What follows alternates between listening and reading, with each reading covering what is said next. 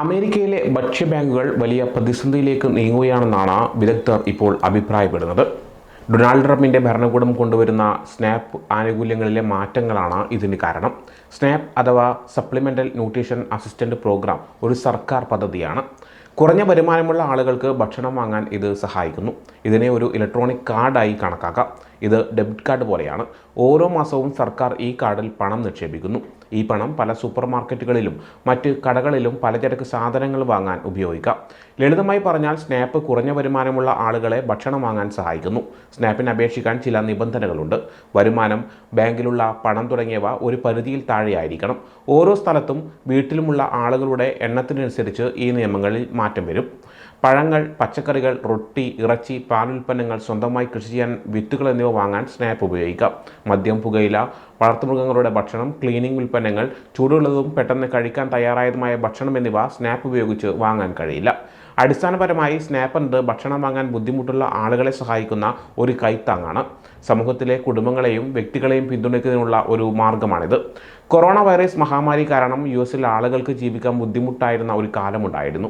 പല സാധനങ്ങൾക്കും വില കൂടി. ആ സമയത്ത് തന്നെ ഭക്ഷ്യബാങ്കുകളിൽ സഹായം തേടുന്നവരുടെ എണ്ണം കൂടിയിരുന്നു. തൊഴിലില്ലായ്മ കുറവാണെങ്കിലും പണപ്പെരുപ്പം കൂടി. കഴിഞ്ഞ 5 വർഷത്തിനിടെ പലചരക്ക് സാധനങ്ങളുടെ വില ഏകദേശം 28% വർദ്ധിച്ചിരിക്കുകയാണ്. ഇത് സാധാരണക്കാരുടെ ബജറ്റിനെ താളം തെറ്റിച്ചു. Atlanta community food bank Newsweek എന്ന മാധ്യമത്തോട് പറഞ്ഞത് കഴിഞ്ഞ 3 വർഷത്തിനുള്ളിൽ അവർ ഭക്ഷണം നൽകുന്ന ആളുകളുടെ എണ്ണം 60% കൂടി എന്നാണ്. അതായത് 29 കൗണ്ടികളിലായി അവർ ഇപ്പോൾ ഓരോ മാസവും 2,40,000 വീടുകളിലേക്ക് സഹായം എത്തിക്കുന്നു. അമേരിക്കയിലെ ഭക്ഷ്യബാങ്കുകൾ 2023 ഏകദേശം 50 ദശലക്ഷം ആളുകൾക്ക് ഭക്ഷണം നൽകിയിട്ടുണ്ട്. ഇപ്പോൾ ഇതാ അവർ മറ്റൊരു വെല്ലുവിളി നേരിടാൻ പോവുകയാണ്. സ്നാപ്പിൽ പല മാറ്റങ്ങളും വരുന്നുണ്ട്. ദാരിദ്ര്യം കുറയ്ക്കാൻ സഹായിക്കുന്ന ഈ പദ്ധതിയിൽ സംസ്ഥാനങ്ങൾ കൂടുതൽ നിയന്ത്രണങ്ങൾ ഏർപ്പെടുത്താൻ കഴിയും. അതുപോലെ കോൺഗ്രസ് ബജറ്റ് വെട്ടിക്കുറച്ചാൽ കൂടുതൽ ആളുകൾക്ക് ഭക്ഷണം കിട്ടാതെ വരും. അവർക്ക് ഭക്ഷ്യബാങ്കുകളെ ആശ്രയിക്കേണ്ടി വരും. ഭക്ഷ്യബാങ്കുകൾ അമേരിക്കയിലെ എമർജൻസി ഫുഡ് സിസ്റ്റത്തിൻ്റെ പ്രധാന ഭാഗമാണ്. ആളുകൾക്ക് കിട്ടേണ്ട ഫെഡറൽ ഫുഡ് എയ്ഡിൻ്റെ കുറവുകൾ നികത്താൻ ഇത് സഹായിക്കുന്നു. ഭക്ഷ്യ ഇൻസെക്യൂരിറ്റി വർദ്ധിക്കുന്ന ഈ സമയത്ത് ആളുകൾക്ക് ആവശ്യമുള്ളത് നൽകാൻ അവർക്ക് ബുദ്ധിമുട്ടുണ്ടെന്നാണ് വാഷിംഗ്ടൺ കോളേജിലെ സെൻറ്റർ ഫോർ എൻവയോൺമെൻറ്റ് ആൻഡ് സൊസൈറ്റിയുടെ ഡയറക്ടർ വലേരി ഇംബ്രൂസ് ന്യൂസ് വീക്കിനോട് പറഞ്ഞത്. സ്നാപ്പ് എന്നാൽ ഫുഡ് സ്റ്റാമ്പ് എന്നും അറിയപ്പെടുന്നു. വരുമാനം കുറഞ്ഞ ആളുകൾക്ക് പലചരക്ക് സാധനങ്ങൾ വാങ്ങാനാണ് ഇത് സഹായിക്കുന്നത്. 2023 ഏകദേശം 42.1 ദശലക്ഷം ആളുകൾക്ക് ഈ പദ്ധതിയുടെ സഹായം ലഭിച്ചു. ഇത് ജനസംഖ്യയുടെ 12.6%. 2025 സാമ്പത്തിക വർഷത്തിൽ സ്നാപ്പ് സ്വീകർത്താക്കൾക്ക് ഒരു മാസം ഒരാൾക്ക് ശരാശരി $157 ലഭിക്കും. അതായത് ഒരു ദിവസം ഏകദേശം $6.16. റിപ്പബ്ലിക്കൻ പാർട്ടി പാസാക്കിയ ബജറ്റ് പ്രമേയത്തിൽ സ്നാപ്പിനെ കുറിച്ച് ഒന്നും പറയുന്നില്ല. പക്ഷേ അടുത്ത 10 വർഷത്തിനുള്ളിൽ $230 ബില്യൺ കുറയ്ക്കാൻ ഹൗസ് അഗ്രികൾച്ചർ കമ്മിറ്റിയോട് ആവശ്യപ്പെട്ടിട്ടുമുണ്ട്. ഈ കമ്മിറ്റിയാണ് സ്നാപ്പ് പദ്ധതിയെ നിയന്ത്രിക്കുന്നത്. ഈ വെട്ടിച്ചുരുക്കലിൽ വലിയൊരു പങ്ക് സ്നാപ്പിൽ നിന്നായിരിക്കും. എങ്ങനെ പണം ലാഭിക്കാമെന്ന് അവർ ഇതുവരെ തീരുമാനിച്ചിട്ടില്ല.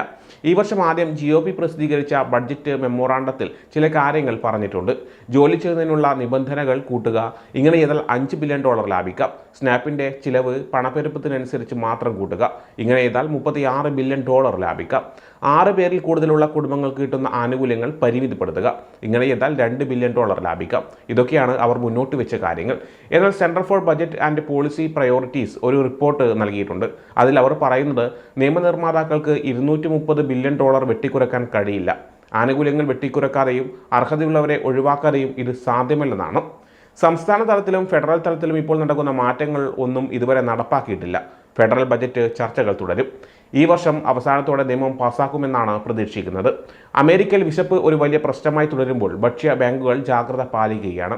Food research and action centre പറയുന്നതനുസരിച്ച് കഴിഞ്ഞ വർഷം ഏകദേശം 47.4 ദശലക്ഷം ആളുകൾക്ക് ഭക്ഷണം കിട്ടാനില്ലായിരുന്നു.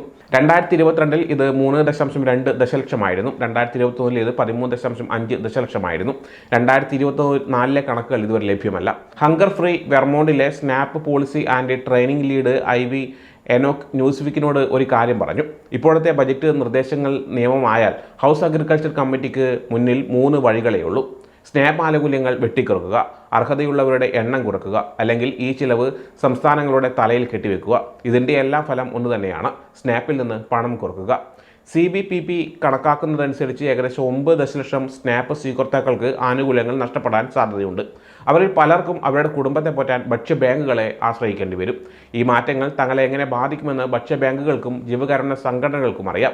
ഫീഡിംഗ് അമേരിക്ക എന്ന വലിയ ഫുഡ് ബാങ്ക് ശൃംഖല പറയുന്നത് ഈ വെട്ടിച്ചുരുക്കലുകൾ ഉണ്ടാക്കുന്ന അധിക ആവശ്യം നിറവേറ്റാൻ ജീവകാരുണ്യ സംഘടനകൾക്ക് കഴിയില്ല എന്നാണ്. വിർജീനിയയിലെ ബെറ്റർ എ ലൈഫ് എന്ന NGOയുടെ സ്ഥാപകനും CEOയുമായ എലിസബത്ത് ഫോർഡ് ഒരു കാര്യം പറഞ്ഞു. സ്നാപ്പ് ആനുകൂല്യങ്ങൾ വെട്ടിക്കുറച്ചാൽ ഭക്ഷ്യ ബാങ്കുകളെ കൂടുതൽ ആളുകൾ ആശ്രയിക്കാൻ സാധ്യതയുണ്ട്. ഈ NGO കുട്ടികൾക്കും കുടുംബങ്ങൾക്കും ഭക്ഷണവും വിദ്യാഭ്യാസ സഹായവും നൽകുന്നുണ്ടെന്നാണ് വിർജീനിയയിലെ ബെറ്റർ എ ലൈഫ് എന്ന NGOയുടെ സ്ഥാപകനും CEOയുമായ എലിസബത്ത് ഫോർഡ് പറയുന്നത്. കോവിഡ് കാലത്ത് കൂട്ടിയ ആനുകൂല്യങ്ങൾ നിർത്തിയപ്പോൾ ഞങ്ങളെ സമീപിക്കുന്ന കുടുംബങ്ങളുടെ എണ്ണം 40% കൂടി. സ്നാപ്പ് വീണ്ടും വെട്ടിക്കുറച്ചാൽ ആവശ്യക്കാരുടെ എണ്ണം കൂടും. ഇപ്പോൾ 7 കുട്ടികളിൽ ഒരാൾക്ക് ഭക്ഷണം കിട്ടാനില്ല. ഈ എണ്ണം കൂടും. കൂടുതൽ കുട്ടികൾ വിഷമിക്കും. അവർക്ക് വിഷാദമുണ്ടാകും. അവരുടെ ജീവിതം താളം തെറ്റുമെന്നും അവർ കൂട്ടിച്ചേർത്തു. ബഡ്ജറ്റ് വെട്ടിക്കുറക്കുന്നതിനോടൊപ്പം പല സംസ്ഥാനങ്ങളും ചില കാര്യങ്ങൾ ആലോചിക്കുന്നുണ്ട്. സ്നാപ്പ് ഉപയോഗിച്ച് സോഡയും മിഠായിയും വാങ്ങുന്നത് നിർത്തലാക്കാൻ USDAയുടെ അനുമതി തേടുകയാണ് ചില സംസ്ഥാനങ്ങൾ. USDA എന്നാൽ US ഡിപ്പാർട്ട്മെൻറ്റ് ഓഫ് അഗ്രികൾച്ചർ. ഈ ഏജൻസിയാണ് സ്നാപ്പ് പദ്ധതിക്ക് പണം നൽകുന്നത്. ചില സംസ്ഥാനങ്ങൾ USDAക്ക് അപേക്ഷകൾ അയച്ചിട്ടുണ്ട്. സ്നാപ്പിൽ നിന്ന് അൺഹെൽത്തി ഫുഡ് ഒഴിവാക്കാനാണ് അവരുടെ ശ്രമം. സെക്രട്ടറി ബ്രൂക്ക് റോളിൻസ് ഇത് അംഗീകരിക്കാൻ സാധ്യതയുണ്ടെന്നാണ് സൂചനകൾ. സ്നാപ്പ് സ്വീകർത്താക്കൾക്ക് എന്ത് വാങ്ങാൻ കഴിയും എന്നതിനെക്കുറിച്ച് റിപ്പബ്ലിക്കൻ പാർട്ടി വർഷങ്ങളായി ചിന്തിക്കുന്നുണ്ട്. അതിൻ്റെ ഭാഗമായിട്ടാണ് ഈ നീക്കം. ചില കാര്യങ്ങൾ സംസ്ഥാന നിയമസഭകൾ ആലോചിക്കുന്നുണ്ട്. മറ്റു ചിലർ ഇതിനോടകം തന്നെ USDAക്ക് അപേക്ഷ അയച്ചും കഴിഞ്ഞു. Arizona, Iowa, Louisiana, Missouri, Michigan, Montana, Texas, Tennessee, Utah, West Virginia എന്നീ സംസ്ഥാനങ്ങൾ നിയമം കൊണ്ടുവരാൻ ആലോചിക്കുന്നുണ്ട്. ഐഡഹോയിൽ ഗവർണർ ബ്രാഡ് ലിറ്റിൽ ഒരു ബില്ലിൽ ഒപ്പുവെച്ചിട്ടുമുണ്ട്. ഭക്ഷണത്തിൻ്റെ കാര്യത്തിൽ നിയന്ത്രണങ്ങൾ കൊണ്ടുവന്നാൽ കൂടുതൽ ആളുകൾക്ക് സഹായം തേടി വരേണ്ടി വരുമെന്ന് ഫോർഡ് പറയുന്നു. ആരോഗ്യമുള്ള ഭക്ഷണം കഴിക്കുന്നത് നല്ലതാണ്, പക്ഷേ ജങ്ക് ഫുഡിനേക്കാൾ 3 ഇരട്ടി വിലയുണ്ട് അതിന്. പട്ടിണിയിലുള്ള പല കുടുംബങ്ങളും ജങ്ക് ഫുഡ് കഴിക്കുന്നത് അതുകൊണ്ടാണ്. കുറഞ്ഞ പൈസക്ക് കൂടുതൽ ഭക്ഷണം കിട്ടുമല്ലോ എന്നാണ് ഫോർഡ് പറയുന്നത്. ഇംബ്രൂസും ഇത് ശരിവെക്കുന്നുണ്ട്. ആളുകൾക്ക് ഇപ്പോൾ തന്നെ പല ബുദ്ധിമുട്ടുകളുണ്ട്. സ്നാപ്പിനെ കുറിച്ചുള്ള ഈ പുതിയ ചിന്തകൾ അവരെ കൂടുതൽ വിഷമിപ്പിക്കും. ആരോഗ്യകരമായ ഭക്ഷണം വാങ്ങാൻ പറ്റാത്തതാണ് ശരിക്കുള്ള പ്രശ്നമെന്ന് അദ്ദേഹം കൂട്ടിച്ചേർത്തു. എല്ലാത്തിനും വില കൂടിയ ഈ സമയത്ത് സ്നാപ്പ് ആനുകൂല്യങ്ങൾ തികയുന്നില്ല. 4 പേരടങ്ങുന്ന ഒരു കുടുംബത്തിന് ഒരാഴ്ചത്തേക്ക് $192.84 സ്നാപ്പിൽ നിന്ന് കിട്ടുന്നത്. എന്നാൽ ഒരാഴ്ചത്തെ പലചരക്ക് സാധനങ്ങളുടെ ശരാശരി വില $226.2. ട്രംപിന്റെ ഭരണകൂടം ഫണ്ടിംഗ് വെട്ടിക്കുറിച്ചത് കാരണം ഭക്ഷ്യ ബാങ്കുകൾക്ക് ഇതിനോടകം തന്നെ ബുദ്ധിമുട്ടുകളുണ്ട്. USDAയുടെ എമർജൻസി ഫുഡ് അസിസ്റ്റന്റ് പ്രോഗ്രാം കർഷകരിൽ നിന്ന് ഭക്ഷണം വാങ്ങി ഫുഡ് ബാങ്കുകൾക്കാണ് നൽകുന്ന പദ്ധതിയാണിത്. ഇതിൻ്റെ പകുതി ഫണ്ടിംഗ്, അതായത് $500 മില്യൺ നിർത്തിവെച്ചു. അതുപോലെ ലോക്കൽ ഫുഡ് പർച്ചേസ് അസിസ്റ്റന്റ് പ്രോഗ്രാമിൻ്റെ $500 മില്യൺ വെട്ടിക്കുറച്ചു. വെർമോണ്ട് ഫുഡ് ബാങ്കിൻ്റെ CEO ജോൺ സെയിൽസ് പറയുന്നത് ഈ ഫെഡറൽ ബഡ്ജറ്റ് വെട്ടിക്കുറച്ചതിൻ്റെ ബുദ്ധിമുട്ടുകൾ ഇപ്പോൾ തന്നെ അറിയാൻ സാധിക്കുന്നുണ്ട് എന്നാണ്. ഞങ്ങൾ സംസ്ഥാനത്തോട് കൂടുതൽ പണം ചോദിക്കുന്നുണ്ട്, പക്ഷേ സംസ്ഥാനത്തിന് തന്നെ പല ഭാഗത്തു നിന്നും federal funding കുറക്കുന്നുണ്ട്.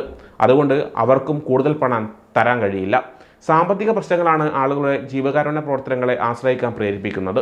Food ബാങ്കുകളിലേക്കുള്ള federal food കുറക്കുകയും സാമ്പത്തിക പ്രശ്നങ്ങൾ കൂടുകയും ചെയ്താൽ വെർമോണ്ട് ഫുഡ് ബാങ്കിനെ ആളുകളെ സഹായിക്കാൻ ബുദ്ധിമുട്ടുണ്ടാകുമെന്നും അദ്ദേഹം കൂട്ടിച്ചേർത്തു.